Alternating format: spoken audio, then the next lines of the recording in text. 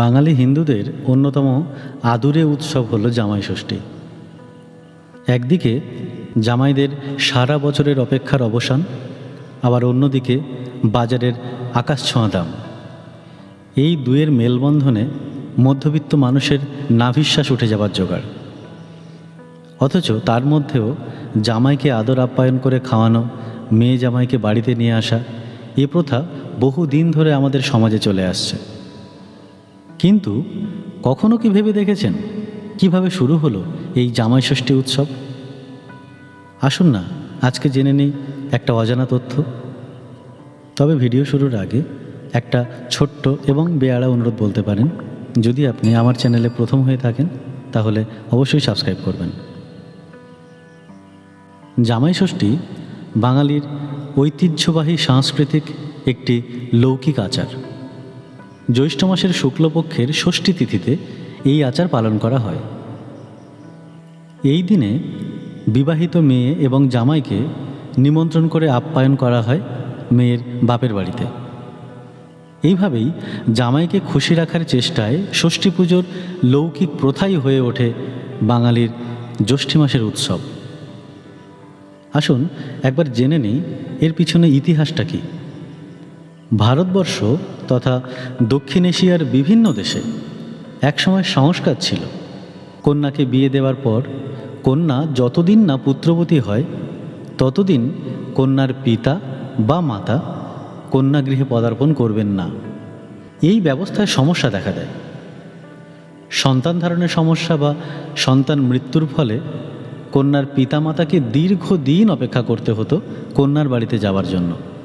সেক্ষেত্রে বিবাহিত কন্যার মুখদর্শনের জন্য সমাজের যে সমস্ত বিধানদাতারা ছিলেন তারা জ্যৈষ্ঠ মাসের শুক্লা ষষ্ঠীকেই বেছে নেন জামাই ষষ্ঠী হিসাবে, যেখানে রীতি তৈরি করা হয় যে মেয়ে এবং জামাইকে নিমন্ত্রণ করা হবে এবং সমাদর করা হবে এবং কন্যার মুখদর্শন করা হবে এবং সেই সঙ্গে মা ষষ্ঠীর পুজো করে তাকে খুশি করা যাবে যাতে কন্যা শীঘ্রই পুত্র মুখ দর্শন করতে পারে। এ তো গেল এর ঐতিহাসিক এবং সামাজিক দিক। এছাড়াও আরও একটি লোককথা প্রচলিত রয়েছে। কথিত আছে একটি পরিবারে দুটি বউ ছিলেন। দুই বউয়ের মধ্যে ছোট বউ ছিলেন অত্যন্ত লোভী, যিনি সর্বদা বাড়িতে যখন ভালো খাবার রান্না করা হতো তা লুকিয়ে লুকিয়ে খেয়ে নিতেন এবং বাড়ির একটা পোষ্য বিড়ালের উপর তার দোষ চাপাতেন। বিড়াল যেহেতু দেবী ষষ্ঠীর বাহন, তাই নিজের বাহন বিড়ালের নামে এত বড় অভিযোগ শোনার পর তিনি অত্যন্ত ক্রুদ্ধ হয়ে পড়েন। ফলস্বরূপ ছোট বউয়ের সন্তানের প্রাণ কেড়ে নেন তিনি। কষ্টে ভেঙে পড়লেন ছোট বউ। পরে এক বৃদ্ধার রূপ ধারণ করে দেবী ষষ্ঠী সরাসরি তার কাছে যান। ছোট বউকে তার আচরণের কথা মনে করিয়ে দেন। ছোট বউ ভুল বুঝতে পেরে নিজের ভুলের জন্য ক্ষমা চান ষষ্ঠী দেবীর কাছে এবং এর ফলে ষষ্ঠী দেবীও তার মৃত সন্তানকে আবার ফিরিয়ে দেন।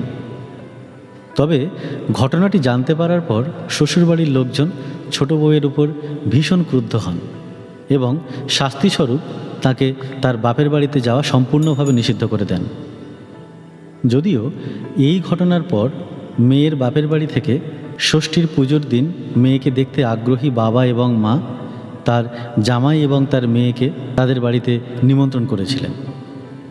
তাই সেই দিনটি জামাই ষষ্ঠী নামে পরিচিতি লাভ করে। এটি আসলে একটি পারিবারিক পুনর্মিলন এবং আনন্দের দিন হিসাবে পালিত হয়। যদিও এই দিনটির একটি বিশেষ তাৎপর্যও রয়েছে। এই দিনে শাশুড়ি দেবী ষষ্ঠীকে খুশি করার জন্য ষষ্ঠী পুজো করেন এবং তার কন্যা এবং জামাইয়ের সৌভাগ্য এবং সমৃদ্ধির জন্য তার কাছে আশীর্বাদ প্রার্থনা করেন। জামাইকে বাড়িতে আমন্ত্রণ জানানো হয় এবং শাশুড়ির তৈরি নিরামিষ হতে পারে কিংবা আমিষ বিভিন্ন খাবারের একটি দুর্দান্ত ভোজ খাওয়ানো হয়। এই দিনে জামাই মেয়েকে উপহারও দেওয়া হয়। জামাই ষষ্ঠী একটি পরিবারের একত্রিত হওয়ার দিন হিসাবে উদযাপন করা হয় এবং পরিবারের সবাই একসাথে খাবার খাওয়ার মাধ্যমে একত্রিত হয়ে এই দিনটি উদযাপন করেন। তো বন্ধুরা, আজকের এই জামাই ষষ্ঠীর ভিডিওটি এই পর্যন্তই।